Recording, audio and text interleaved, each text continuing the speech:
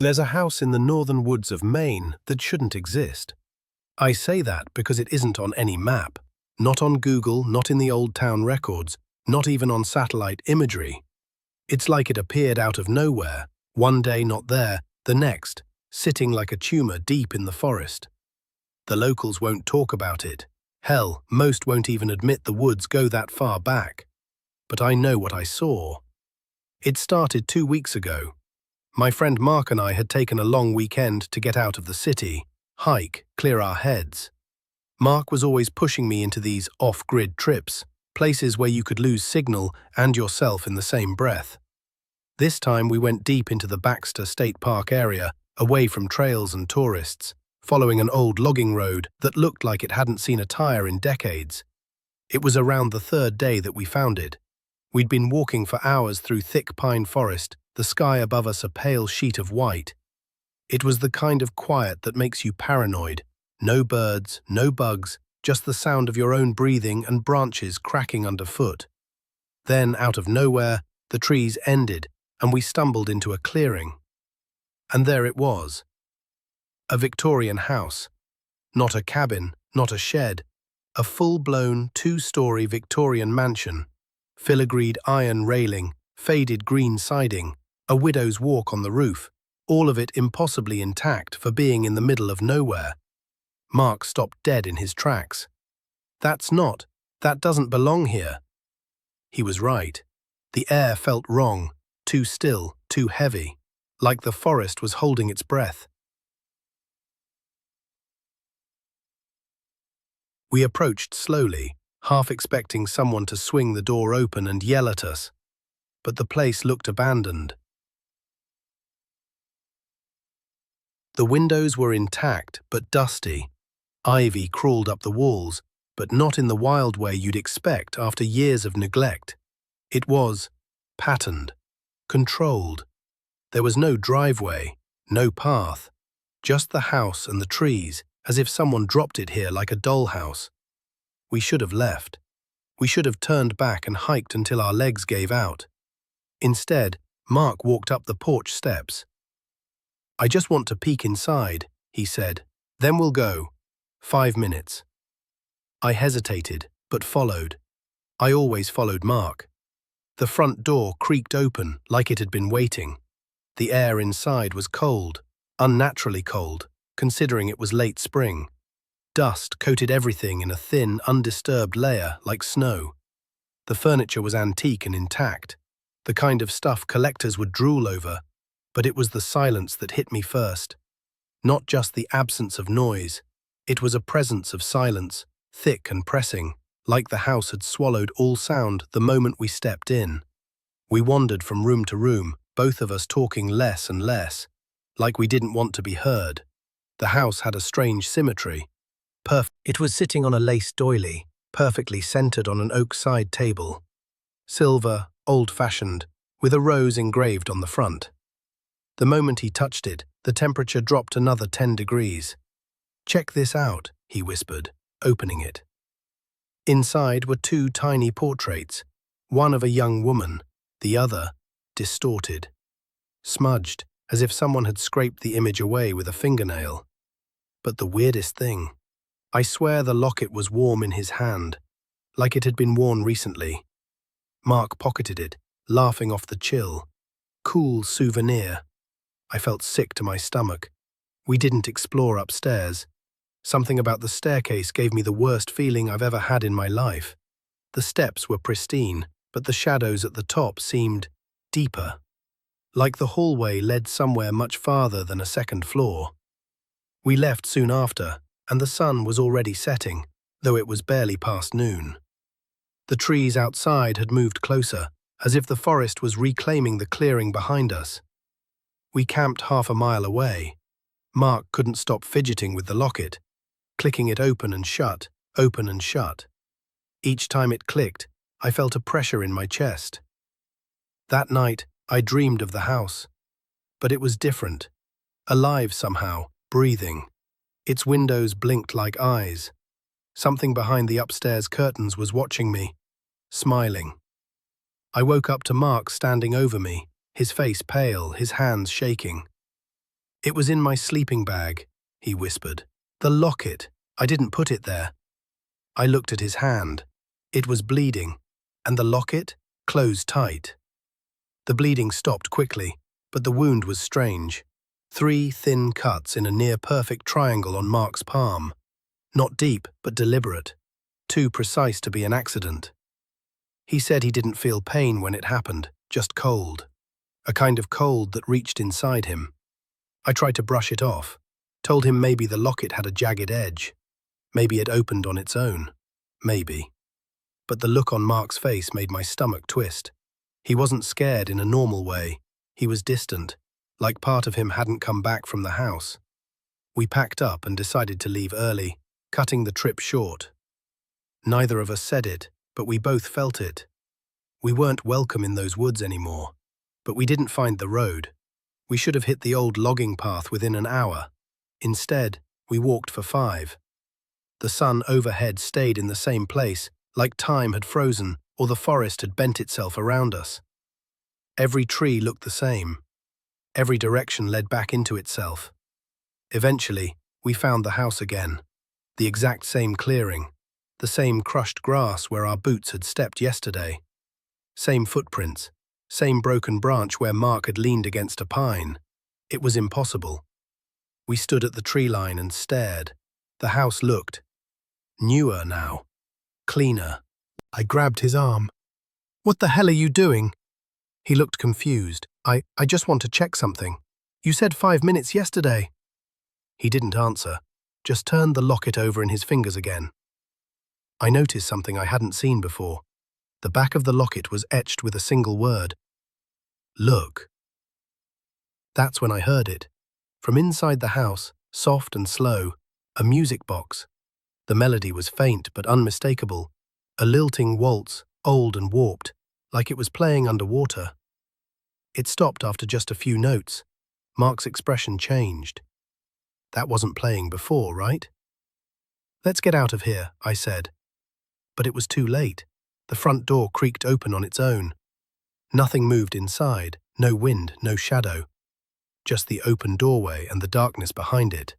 We argued, quietly, in panicked whispers. Mark wanted to go in. He said it was all a hallucination, that maybe we were dehydrated, maybe we were seeing things. But I could feel something waiting in there. Something hungry. Then Mark stepped over the threshold, and the door slammed shut behind him. I ran up the porch and yanked the handle, but it was locked tight. I pounded, shouted his name, cursed. No answer. Just that silence again, thicker than before, pressing against my ears like cotton soaked in glue. I circled the house, tried every window, every side door. All sealed. I even threw a rock at one of the panes. It hit with a thud and bounced off like the glass was 10 inches thick. It started getting dark, way too fast. By the time I circled the house a second time, the trees around the clearing looked different. Taller. Closer.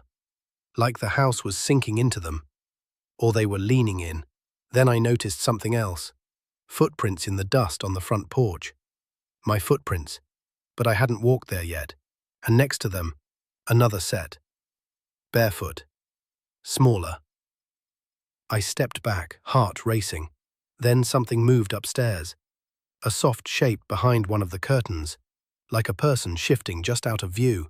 And that's when the whispering started. Not from inside the house, from behind me. I spun around. Nothing. Just trees and darkness. But I heard it. A dry, rasping voice saying something over and over again. "Did you look? Did you look? Did you look?" I ran. I don't know how far I went or in what direction. The trees all bled into one another, and the stars above me looked wrong. Too bright. Too many. But eventually I stumbled into a ranger's cabin. Old, unused, but real. I spent the night there, locked the door, and didn't sleep. In the morning, I went back with a park ranger. There was no house, no clearing, just unbroken forest.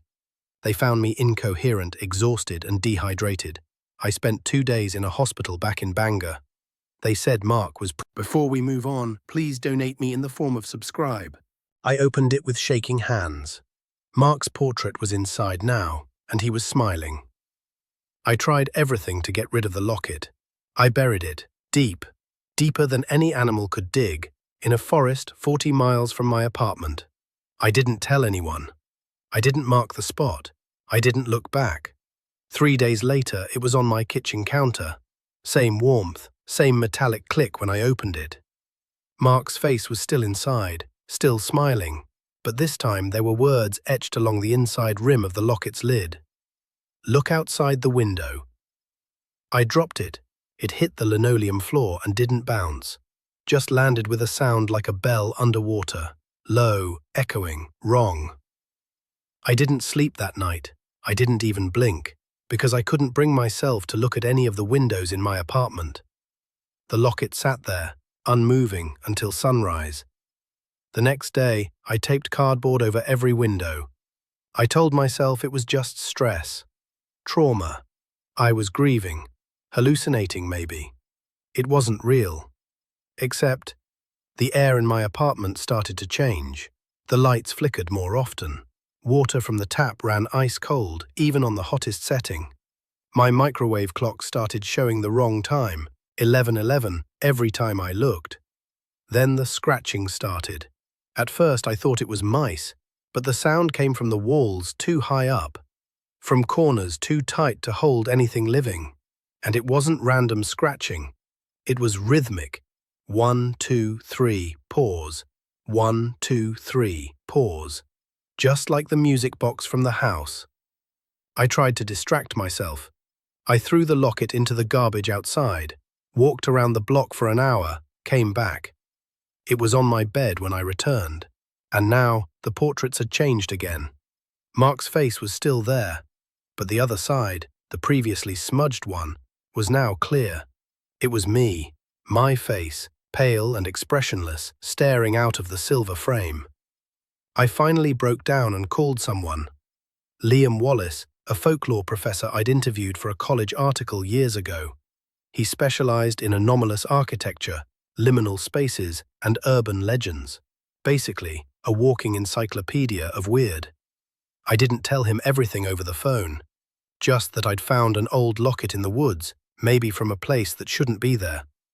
That got his attention. We met that evening at a quiet diner on the edge of town. He looked older, tired, like someone who'd seen too much of the wrong kind of knowledge. When I slid the locket across the table, he didn't touch it, just stared at it, frowning. "I've seen something like this before," he murmured. "Not exactly, but similar." "Similar how?" "Artifacts from places between. Houses or roads or buildings that exist outside normal space. They show up in old folklore across cultures. In some stories, they drift like ships. In others, their bodies might, but they don't." He leaned in closer, lowering his voice. "There's always something that comes back with the survivor. A token, a piece of it. And that thing," he pointed at the locket, "isn't just a souvenir, it's a tether." I told him about Mark, about the house, the forest, the looping paths, the window shapes in the ivy. Liam went pale. "It's watching you. It wants you to look. That's how it opens the door again." He pushed the locket back toward me. "Don't open it again, whatever you do. And whatever it tells you to do, don't—" I didn't hear the rest of his sentence, because right then my phone buzzed on the table. A notification. No caller ID. Just a single text. "Look outside the window." Liam saw it too. His hands trembled. "We're leaving. Right now." We drove in silence. I crashed on Liam's couch that night. He had no mirrors, no windows without blinds. Every reflective surface in his house was covered. I slept fitfully. The scratching followed me, now from behind the walls in his house. And just before I drifted off, I heard the soft click of a locket opening in the dark. I awoke to silence. Liam was gone. His apartment was trashed, books thrown everywhere, the blinds torn open. The windows were different. Too tall, too thin, like they'd been stretched upward. And beyond them, I saw trees, endless pine forest, snow on the ground, even though it was June. It was the clearing again. The house had found me, even here. I ran. I took nothing, not even the locket, which now sat neatly on Liam's empty chair. But by the time I made it to the street, the sun was wrong, too high, too white. Shadows fell in every direction. And when I passed a window in the alley, I saw a reflection that wasn't mine. It was Mark, smiling. And behind him, just out of focus, was the house, waiting. I didn't go home.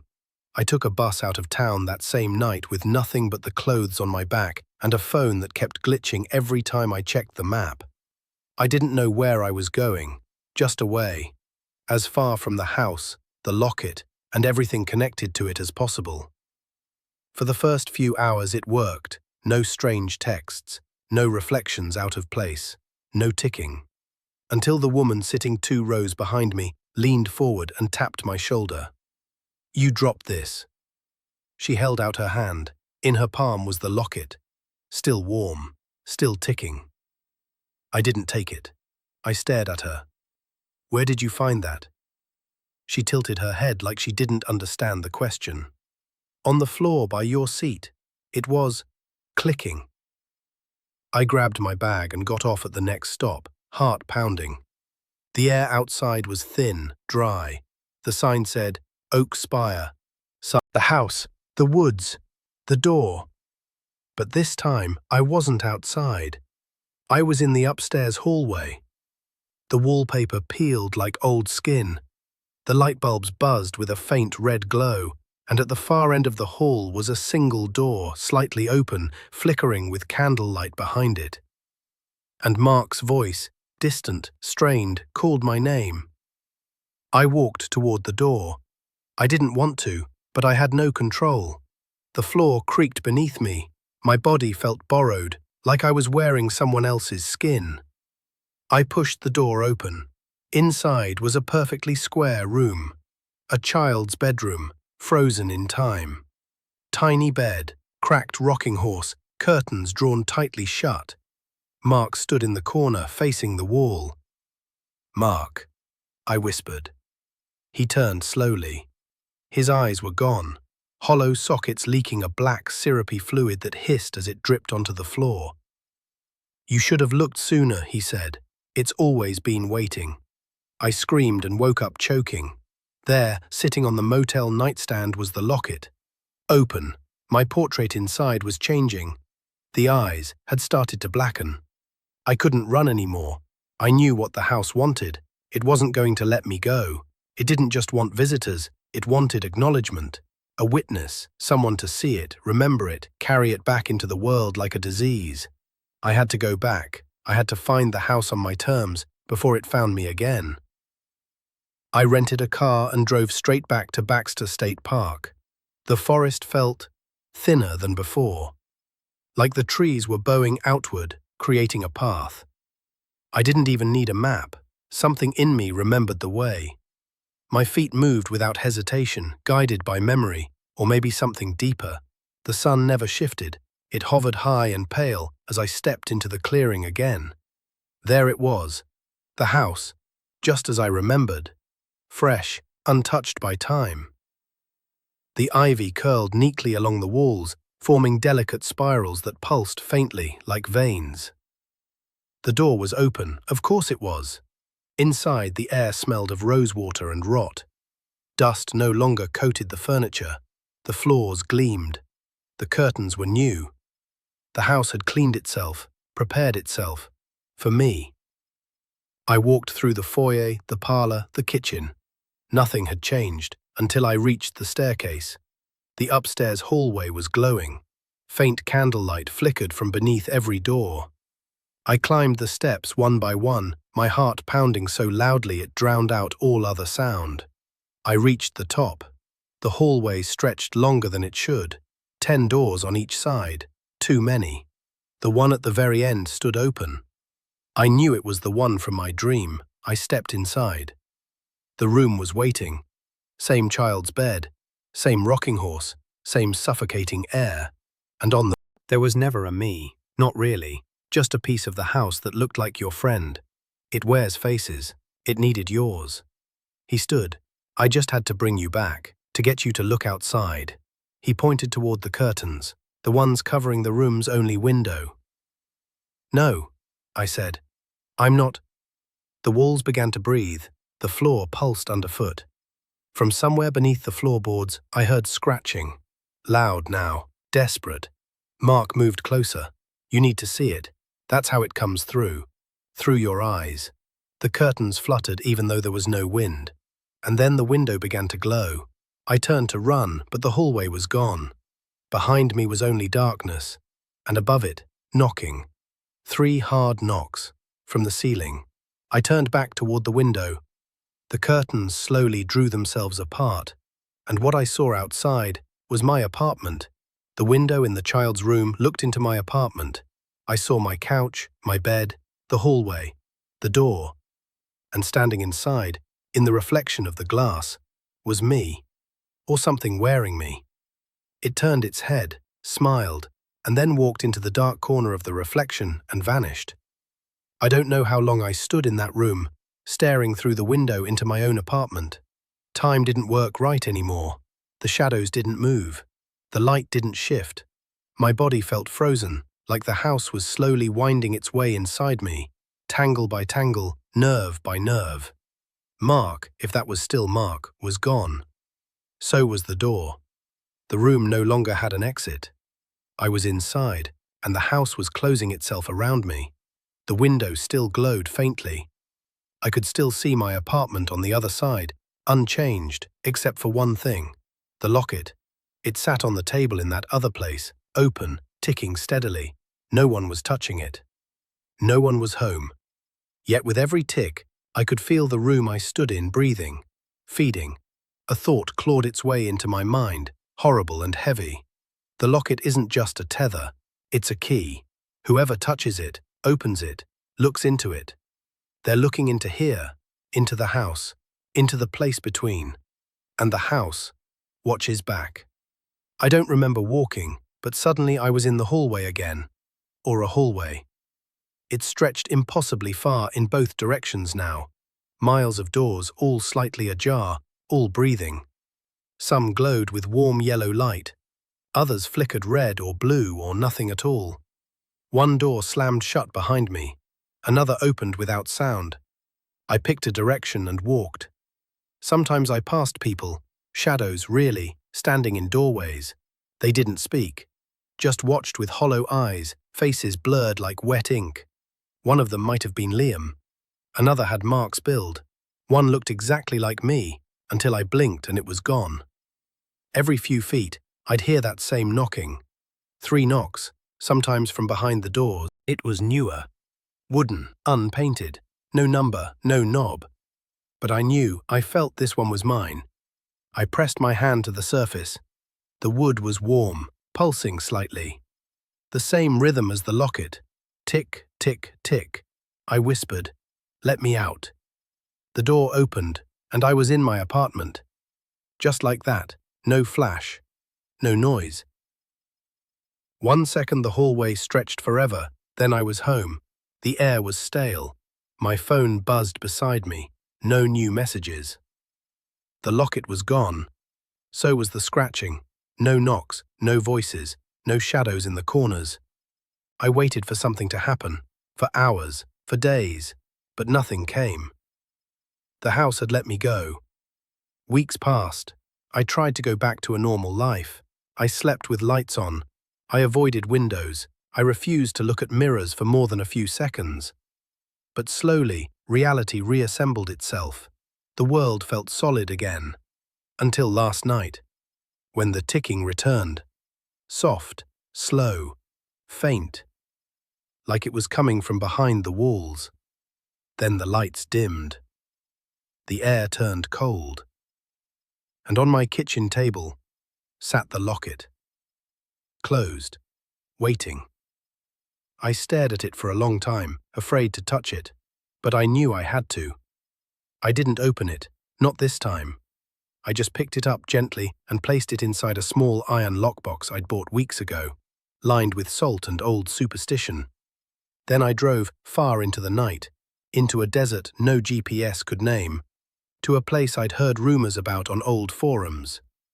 A place where people dump things they want to be forgotten.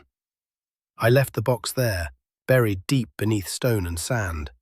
And when I returned home, it wasn't there, not on the table, not in the bed, not in the drawers.